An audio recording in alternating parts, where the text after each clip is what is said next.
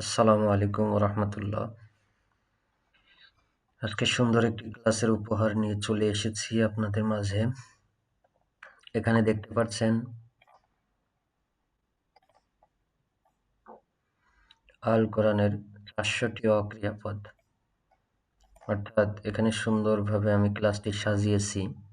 Number 1, number 2 এভাবে, যে বেশি না, আমরা প্রতিদিন 10টি করে শব্দ শিখব, এমন শব্দ যেটা শেখার মাধ্যমে একেবারে দুর্বল থেকে দুর্বল যারা আছেন, যে কোরআনের অর্থ তুলতে পারেন না যারা, অর্থাৎ আরবি বুঝেন না, আরবি ব্যাকরণ একদম বুঝেন না, আমি বলবো তাদের বোঝার দরকার নাই।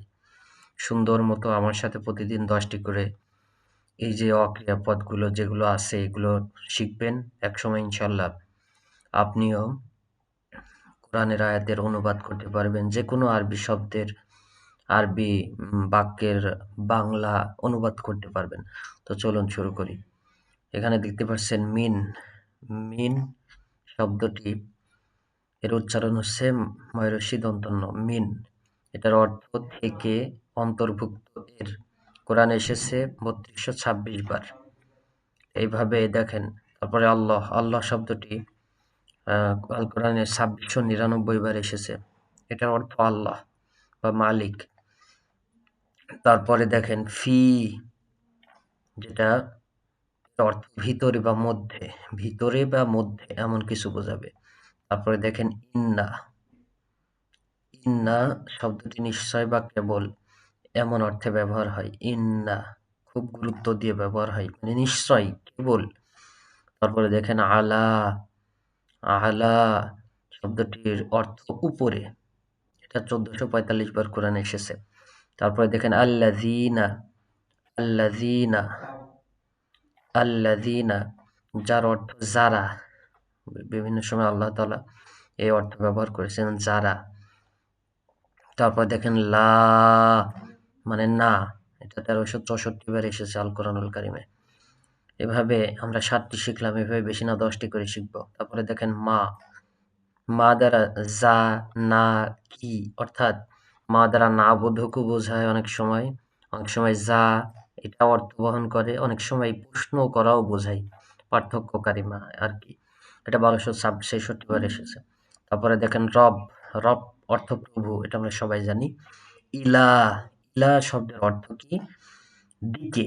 ইলা শব্দের অর্থ দিকে। দিকে 742 বার এসেছে ইলা। বিভিন্ন শব্দের মাঝে শুরুতে ইলা আছে। এই ইলার অর্থ দিকে। তারপরে দেখেন মিন, মান। মান শব্দটির অর্থ যে বা দিকে, যে কোনো একটি অর্থ বিভিন্ন সময় আয়াতে আসবে। মান। তারপরে দেখেন ইন।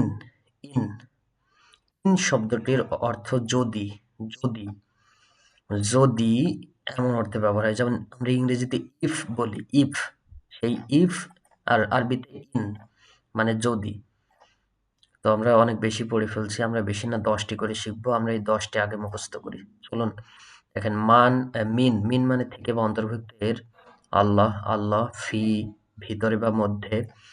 ইন্না নিশ্চয় বা কেবল। আলা উপরে। আল্লাযীনা মানে যারা। তারপরে লা মানে না। মা মানে 3 রকম ভাবে আসে।